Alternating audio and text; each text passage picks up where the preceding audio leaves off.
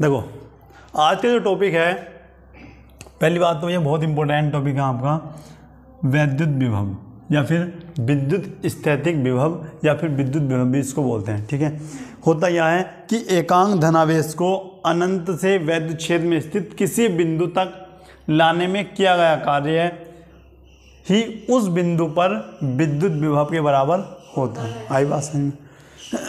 इसको आप ऐसे याद करो, देखो समझने के लिए बता रहा हूँ केवल ट्रिक। देखो ये हमारा एक वैद्युत क्षेत्र है, ठीक है, आ रही बात समझ में? देखो मतलब मेन चीज़ ठालो। पहले तो आपका वैद्युत क्षेत्र हुआ एक मेन चीज़, एक हो गया एकांक धनावेश हो गया, ठीक है, और किसी बिंदु तक लाने में किया गया कार्य, ये चीज़ हमारी मेन है। केवल याद करने की ट्रिक बता रहा हूँ। अपने माइंड में एक डायग्राम बनाओ कि एकांक धनावेश को कोई हमारा आवेश है, ये है, ठीक है, इसको, ये है आपका वैद्युत क्षेत्र, ठीक है, ये क्या है आपका वैद्युत क्षेत्र, ठीक है। अब हमें नहीं पता भैया ये कहाँ पर है, हमने मान लिया कहाँ पर स्थित है, अनंत पर स्थित है, ठीक है।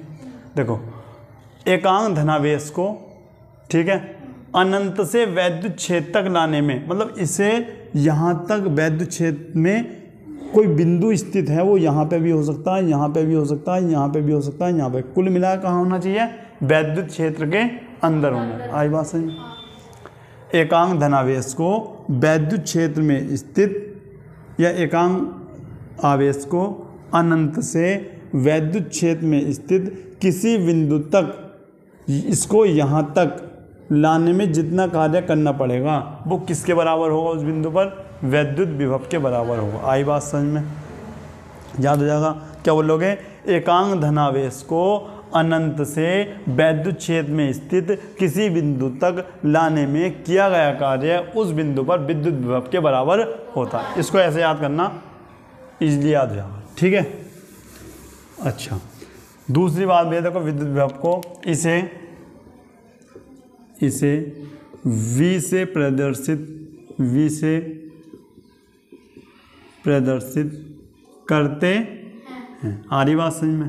ठीक है। अब होता क्या है आपका, V बराबर W/Q, ये फॉर्मूला भी आपको बहुत ज़्यादा इम्पोर्टेंट आपका हो जाता है, ठीक है। अच्छा, उसके बाद देखो ये क्या है आपका, W माने वर्क यानी कार्य, और कार्य का मात्रा क्या बताया था आपको, जूल, ठीक है। और क्यों है भैया क्या आपका आवेश, आवेश का मात्रा क्या बताया था भैया, कूलाम। आई बात समझ में? नहीं आई बताओ, क्या हो गया, कूलाम। तो लिख दो भैया विद्युत विभव का मात्रक, विद्युत विभव का मात्रक, विभव का मात्रक क्या होता है, जूल प्रति कूलाम, जूल प्रति कूलाम, या बताओ या क्या होता है, ये दूसरा है इसका वोल्ट, क्या होता, वोल्ट। क्या बोलोगे, विद्युत विभव का मात्रक जूल प्रति कूलाम या वोल्ट होता है। आई बात समझ में? ठीक है। अच्छा, नोट करो पहले इसको। अब देख लो यहाँ पर, अब क्या लिखते हैं, इतना समझ में आया तुम्हारी? ठीक है। अब क्या लिखोगे, यदि ऐसा मान लो कि एक कूलाम के आवेश को, एक कूलाम के आवेश को अनंत से वैद्युत क्षेत्र में स्थित, विद्युत क्षेत्र में स्थित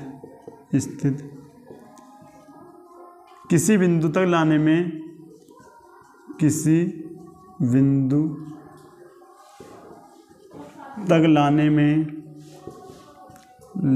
में किया गया कार्य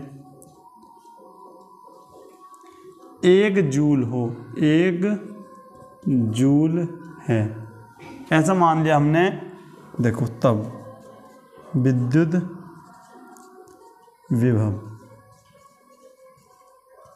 देखो यदि एक कूलाम के आवेश को अनंत से वैद्युत क्षेत्र में स्थित किसी बिंदु तक लाने में किया गया कार्य क्या है, 1 जूल है, तब वैद्युत विभव क्या होगा भैया। तो मैंने बता दिया भैया, यहाँ पे देखो आवेश है, इसका मतलब क्यू का मान कितना दे दिया आपको, 1 कूलाम दे दिया। आ रही बात समझ में। अच्छा, उसके बाद डब्लू का मान क्या दे दिया, 1 जूल दे दिया। क्लियर इतनी बात, ठीक है। और वी का मान आपका पूछा है, ठीक है। तो यहाँ पर लिख देता हूँ भैया, वी बराबर क्या बताया था हमने, डब्लू अपॉन क्यू। वी बराबर 1/1, 1 से 1 कट गया, ठीक है। तो यहाँ पर लिख देता हूँ वी बराबर 1 वोल्ट होगा, 1 वोल्ट होगा, या फिर क्या होगा, 1 बताओ जूल प्रति कूलाम होगा। आई बात इतनी समझ में, ठीक है। उसके बाद चलो इसको नोट कर लो इतने को पहले। यहाँ पर देखो विभवांतर क्या है, या फिर वैद्युत विभवांतर क्या है। देखो विद्युत विभव और विभवांतर में क्या अंतर है ये बताऊंगा। किसी वैद्युत परिपथ के बीच एकांक आवेश को एक बिंदु से दूसरे बिंदु तक ले जाने में किया गया कार्य उस बिंदुओं के बीच क्या कहलाता है, विभवांतर। अब देखो मैंने बताया था भैया आपको विभव क्या बताया था, ये एकांक आवेश को अनंत से वैद्युत क्षेत्र में स्थित किसी बिंदु तक लाने में किया गया कार्य वैद्युत विभव के बराबर होता है, ठीक है। ये अनंत से लाना पड़ रहा था, कहाँ, वैद्युत क्षेत्र के अंदर। इसे अनंत से नहीं लाना, ये वैद्युत क्षेत्र में ही स्थित है।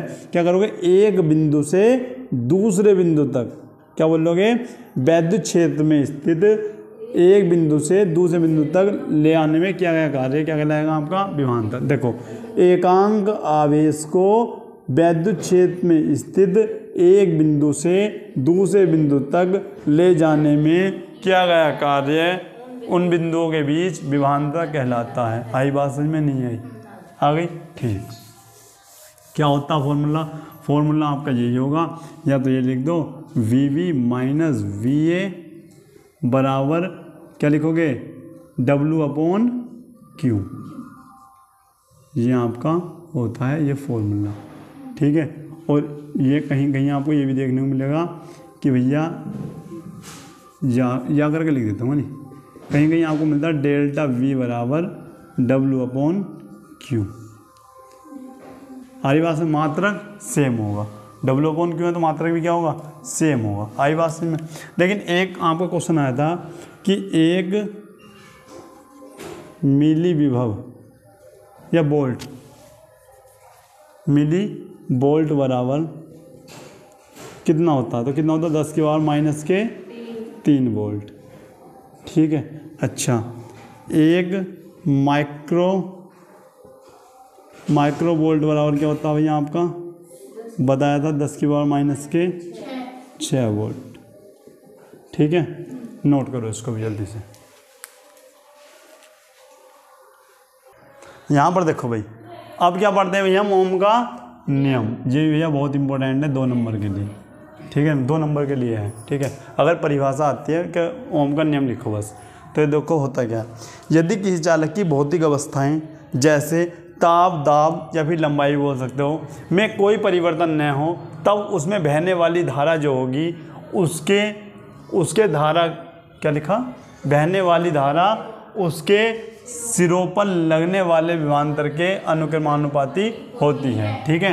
यानी यदि किसी चालक की भौतिक अवस्था जैसे लंबाई और ताप आदि में कोई परिवर्तन न हो, तो उसमें प्रवाहित होने वाली विद्युत धारा उसके धारा, यहाँ पर गलत लिख दिया मैंने, विद्युत धारा उसके सिरों पर लगने वाले विभवांतर के क्या होती है, अनुक्रमानुपाती होती है। मतलब क्या बोला उसने कि भैया आपका जो V होगा ना, V वो किसके अनुक्रमानुपाती होगा भैया, I के, ठीक है। और जब भी आप अनुक्रमानुपाती का चिन्ह हटाओगे तो यहाँ पर लगाओगे क्या, एक नियतांक ले लेते हैं R, ठीक है। या इसको हम क्या लिख सकते हैं, IR भी इसको हम लिख सकते हैं, क्या लिख सकते हैं, IR। भैया R क्या है, R है आपका विद्युत प्रतिरोध, ठीक है।